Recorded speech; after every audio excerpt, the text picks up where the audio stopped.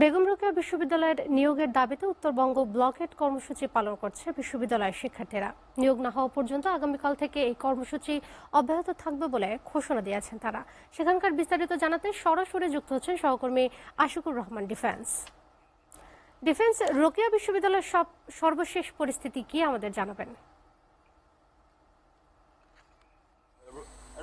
রোদেলা, বেগম রোকেয়া বিশ্ববিদ্যালয়ের ভিসি নিয়োগের দাবিতে সাধারণ শিক্ষার্থীদের এই কর্মসূচি ছিল যে উত্তরবঙ্গ ব্লকেট। তার আগে একটু তথ্য দিয়ে রাখি যে গেল 11ই আগস্ট প্রধান উপদেষ্টা এসেছিলেন এই বেগম রোকেয়া বিশ্ববিদ্যালয়ে, শিক্ষার্থীদের সাথে মত বিনিময় করেছিলেন তিনি।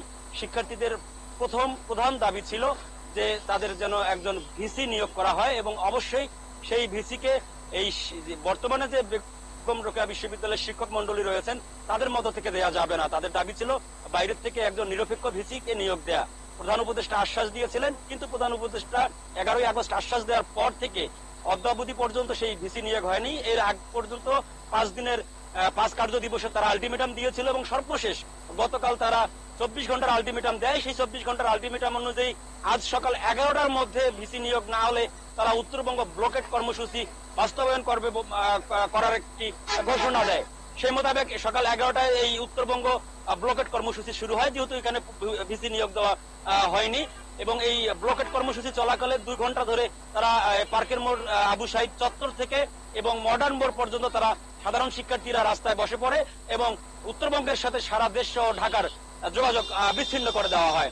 2 ঘন্টা চলার পর তারা জনভোগান্তি এর জন্য আজকে এই ব্লকেট কর্মসূচি আজকের জন্য স্থগিত করলেও তারা জানিয়েছে যে আগামীকাল থেকে পুরোদমে পরবর্তীতে ভিসি নিয়োগ না হওয়া পর্যন্ত তারা এই ব্লকেট কর্মসূচি আগামীকাল থেকে সারাদিনের জন্য অব্যাহত রাখবে। আমি কথা বলেছি সাধারণ শিক্ষার্থীদের সঙ্গে, তাদের কথা যে একদম পূর্ণাঙ্গ একজন ভিসি এখানে নিয়োগ দেওয়া হোক কিংবা ভিসি নিয়োগের প্রক্রিয়ার আশ্বাস তাদেরকে দেওয়া হোক।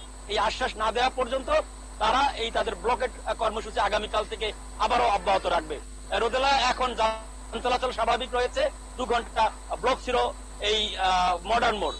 এই ছিল রংপুরের এই বেগম রোকেয়া বিশ্ববিদ্যালয়ের শিক্ষার্থীদের উত্তরবঙ্গ ব্লকেটের সর্বশেষ